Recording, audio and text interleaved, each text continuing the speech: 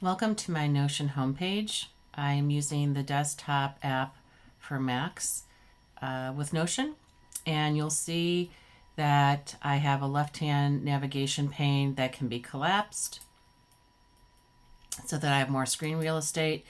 Down this left-hand navigation, you'll see the names of my team spaces. You'll see an icon for making a new page in Notion. You'll see a search feature which lets you search the entire set of pages in your Notion. This is your homepage where I am right now, and you'll see an inbox where notifications pop up from people leaving comments and that sort of thing. You also will see some team spaces. I have one team space that has the premium version of Notion, which includes AI capabilities. You can make more team spaces if you want by hovering over, and you can also move them up and down if you hover over the three dots there to the right of team spaces. So you can see that I have a bunch of spaces which I basically have created for different projects. The one that I've been working the most on, these are team spaces under, by the way, under the Notion that's called Lucy Gray's Notion. This is the particular space that, this is actually a workspace. Let me clarify. There's the top level is a workspace. So I have two workspaces. The top one, Lucy Gray's Notion, has the premium version of Notion built into it because I pay for that. This other one is free and does not have all of that. It's on the free plan. So I do most of my work in this top one. Underneath this workspace, I create team spaces for each project that I'm working on. And so I've been working on one called Creative Connections, which when you open up this toggle, you'll see that there's lots of different pages, and there's other pages within each of these projects. So think of this as kind of a nesting type of structure. If you're looking for a particular page and that sort of thing, pages may be nested underneath each other, and you may want to open up the toggles and explore them a little bit further. You can drag and drop pages and move them around from this team space if you'd like. That's also possible. There's also a private area where you can move stuff that's just personal and not being shared with other people. You can favorite pages. And then at the bottom, there are settings where you can control how Notion works for you. I've added the capability of other apps working for it. Those are called connect with it. Called this is called connections. So that's one thing that you may want to explore is connecting it to your Google Drive or Gmail or whatever. And then there's also trash where you can go and restore deleted pages if you need to. I think they're held there for 30 days. And then the marketplace is their store for buying or downloading for free templates that have been created in Notion. And you can also contribute to this if you feel like you want to. But there's lots of different dashboards. Like here's one that's is $1.99, but then other people have made some free too. So there are a lot to choose from. You don't need to necessarily buy any of these, but if you see one that you think is helpful and you don't know how to create it from scratch, or you want to save time, this might be a place to buy a template for Notion for any Notion project that you're working on. So just realize that those are this is the navigation on the left hand side. There's also a question mark, which is for help, and you can contact and get support. There's a Notion site full of documentation that will help you.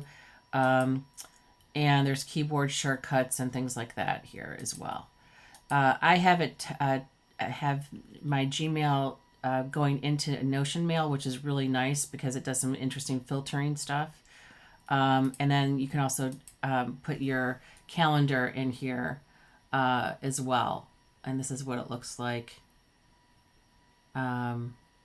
which I have not been really playing around with. But it looks a lot like Google Calendar. It's taking in all my Google Calendar information and putting it into. This actually may be my Google Calendar. I'm not sure.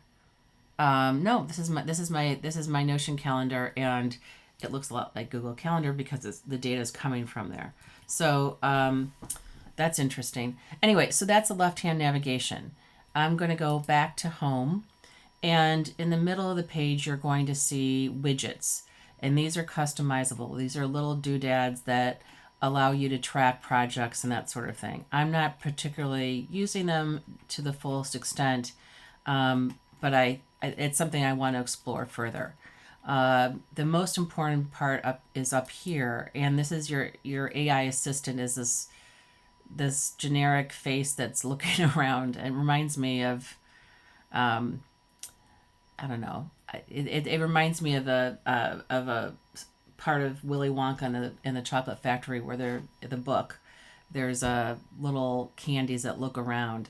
It looks like that. Anyway, so you can add context to your query or your prompt that you put in here by mentioning a page. So let's say I want to find something that is in my Final Teacher Hub for this project. I can say locate lesson 4, and let's see if it does it.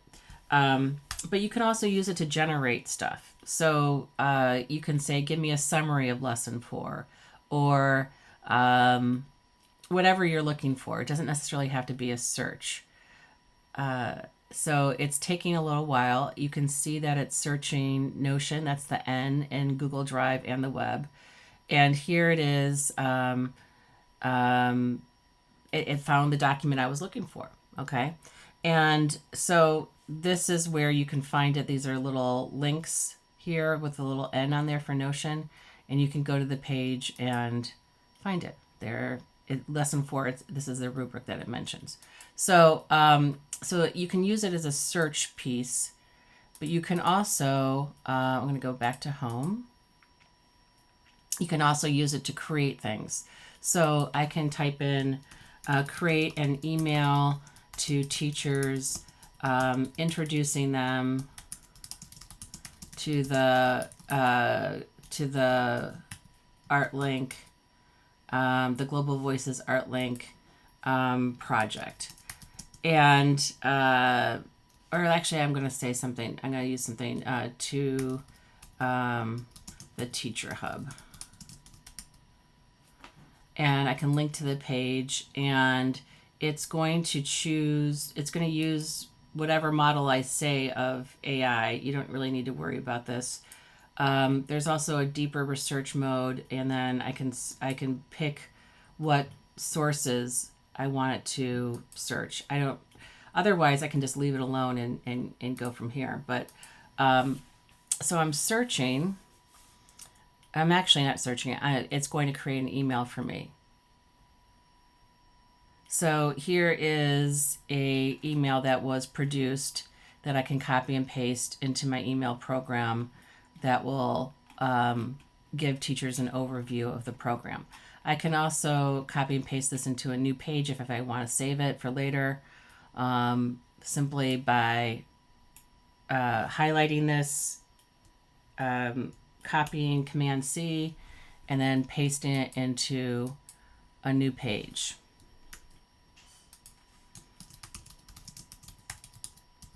And then I have it ready to go if I ever need to use it at some point. So it can create things for you. It can do research and all sorts of things. And if you don't know how to use Notion, use this AI widget to ask questions about it, and it will direct you to the right place as well. So this is what's really important here. In the upper right-hand corner, you're going to see a little clock that's giving you your chat history with the AI. So if you want to go back to a chat that you created before and find information, you can. And then you can change your default homepage. You can hide these widgets that are on here. if you want to have your homepage be really simple, you can deactivate these widgets, and so on and so forth, and make it work for you.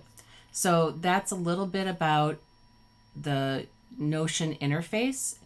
And in the next screencast, I'm going to show you how to create a page and do things with that page. Thanks for listening.